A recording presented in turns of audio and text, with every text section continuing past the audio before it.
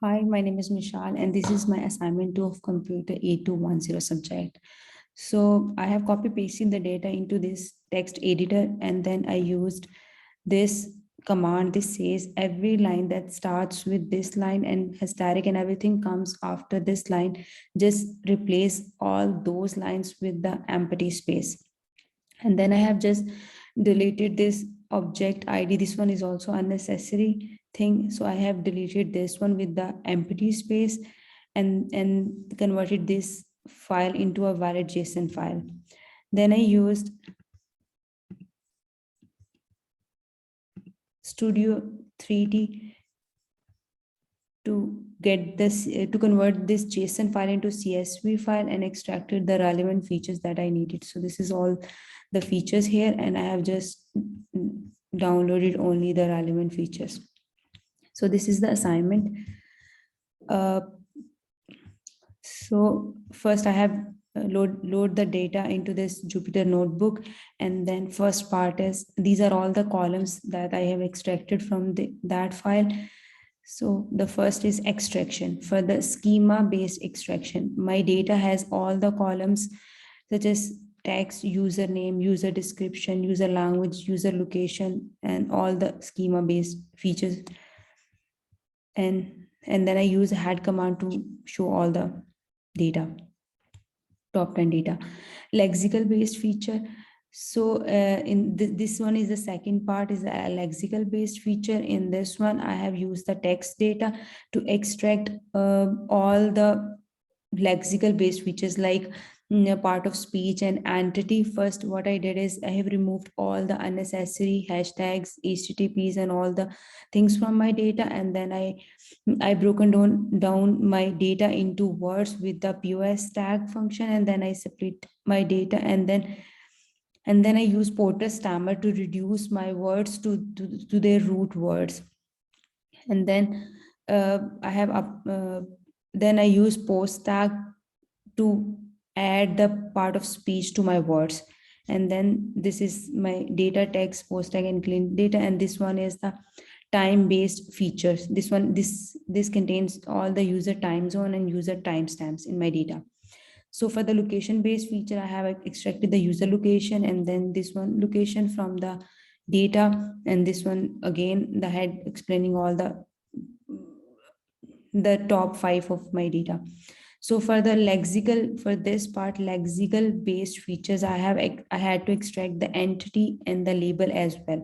So for that one, I used the clean text and then split the data and made a large list of all the data. And then I used this, and then I've removed all the special characters from my data, and then I made a list of that clean data. And then I use the stemming to convert all the words into their root words. And then I again remove the stop, then I removed all the stop words. And then when I did this, I made a I extracted most common words, so I got rt and those kind of words, those were unnecessary. So I again added all the unnecessary words that were present, most frequently present in my data, into the stop words, and then deleted all those data. And then I counted the most common 10 words in my data. These are like day, new, activist. These are the most common data. And then I made the frequency. This will give frequencies of our data. So I made the I extracted the frequencies of my data. And then for the in the data, I have extracted the top words, overall words in my data. So I use this simple plot, this bar plot, and from the matplot library. So like day, new, activist, thread, these are most top words in my data, in my overall text data. So for the lexical based feature, again I need text entity and labels. So I used this to extract labels for all my entities, for all my words in my data. So and then I extracted all the organization, words, people, and everything from my data. And then I made, for the visual purpose, I made the graph out of that data, where the entity was organization and entity was the person. So I need these are all the top organizations mentioned in my text data by the tweet by the users. These are YouTube, Sanders, GOP, SOS, Greenpeace, Trump, ISI. These are all the top 20 organizations mentioned by my users in my Twitter data. And then I use this again, this entity label, and extracted the rows where the entity is equal to the person. And then I made the graph, and I have counted all the numbers, the persons. And then I made a graph of top 20% in my data. So that in my tweets, in Hillary Clinton, Hillary, Malcolm Turnbull, Twitter, Mario, Michael SS, these are all the top people mentioned in my tweets by the users. And after that, for the this one was the lexical base, for the lexical base. And here this one is this one I have extracted the top user language of my overall data. These are English is definitely the toppest one, and then I have other option as well. So after that, I have extracted the top user location for the location based extraction data. So these are the, I have made the graph for the visual purpose, and I have made Australia, Sydney, and these are all the top user locations. For the enrichment, second part is enrichment for the lexical based semantics. In this part, I will try to find out the lexical based features. So for example, synonyms, lemma, part of speech stemma, hypernyms and hypernyms. For this task, I use WordNet from NLTK, and I have made all the functions get stemma, get lemma, get pause. These are all the functions that I have made. And then I have applied all these functions to my data and converted that into a data frame. So this one is the head, this one is the top 5 I have shown here. This one is clean text stamps. So congratulations, congrats Susie. And then is the lemmas and POS tag and the hypernames and hyponyms. And then for the second part of this is an NL based semantic. For NL based semantics, I again use the clean text from my lexical from my data frame.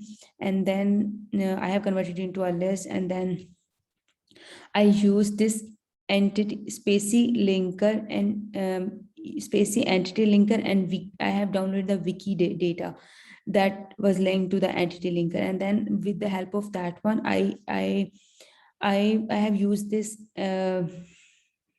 this data, this I have applied this to my data, and then extracted all the description, and then in Wikipedia URL and all the things.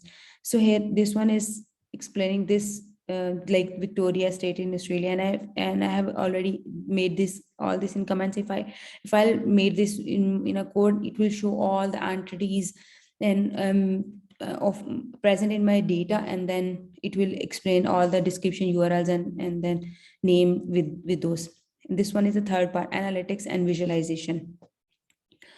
For analytics and visualization, first part is classification, semantic analysis and visualization. So for this part, what I did is I have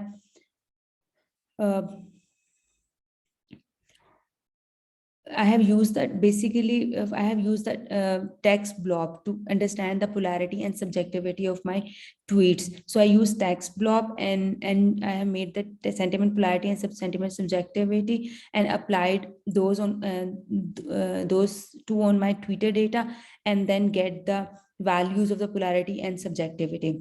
These are the data, clean text, polarity and subjectivity. And then I made another column. This one is neutral sentiment column. And then I made that. And then wherever the polarity was greater than 0, I have changed the sentiment columns to positive. And then wherever the polarity was less than 0, I have made that to the negative, and the rest was the neutral.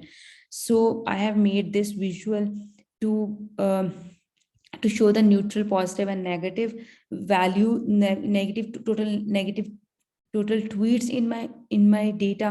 So 4764 were the total neutral tweets in my data. And then I made a graph out of this. So this shows that overall my tweets are more neutral, and then positive, and they are less negative. And then I made them this scatter plot to show the negative and positive and the facts and opinion. If the 0 means facts and the 1 means how opinionated are my users were.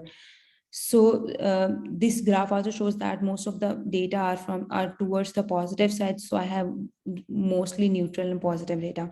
So for the visualization purpose, I use the word cloud to visualize my positive sentiment word cloud and negative sentiment. So for the positive sentiment word cloud, I use this I have applied on my data, and then got, good, bad, best, today, look, make, love, great. These are all the positive words, the most frequent positive word in my text data. And for the negative sentiment, I have made the same, use the word word cloud and made this one, and this shows hate, activists, climate, sick. These are all the negative popular negative words in my data. Then I use the logistic regression. Logistic regression is basically supervised machine learning technique for classification purpose. Supervised machine learning algorithm train a labeled data set along with an answer key, which it used to train and evaluate its accuracy. So I have basically used subjectivity and polarity data and have applied the logistic regression on my data to get the accuracy. So I made another column with a positive with a 1, and neutral with 0, and negative with -1. So I have here I have splitted my data into train and test data with the 70 to 30% ratio. And then I have fitted my model on the train data, and first I standardized them to 0, mean 0 and variance 1, and then fitted my model on that. And then from the logistic regression, I have fitted my model and get the accuracy. And according to this, my data is 96% I got the 96-70% accuracy.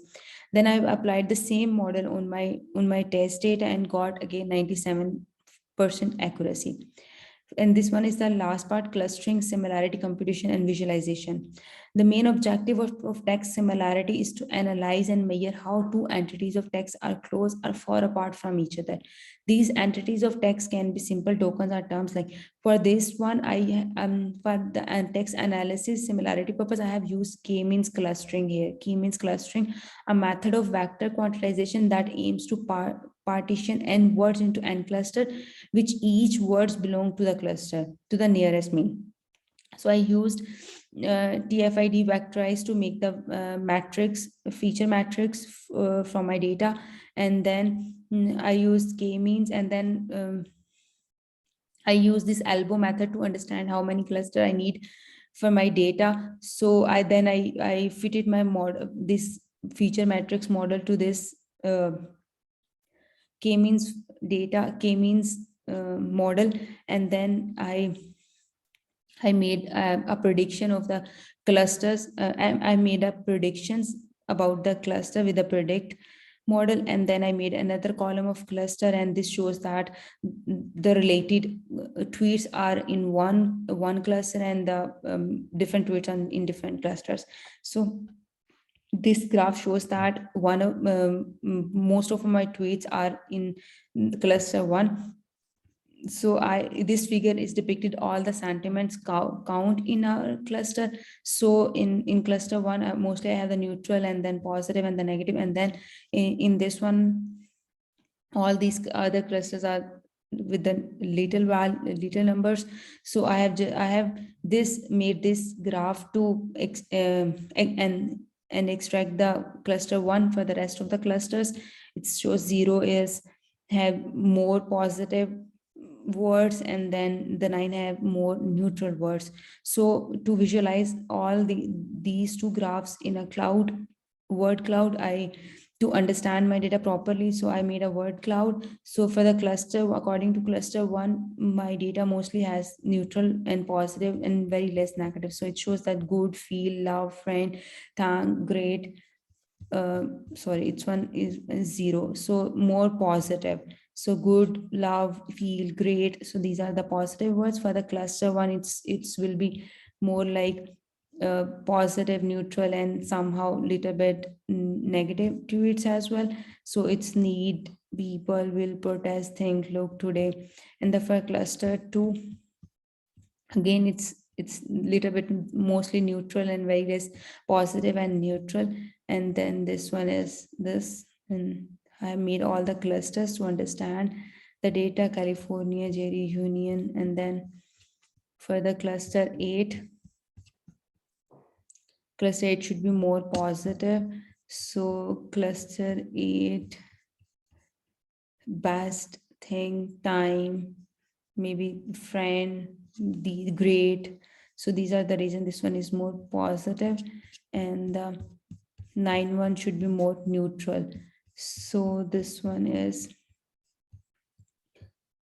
neutral. Its call has a Daniel, food porn, and part, and these are all the neutral. Thank you so much.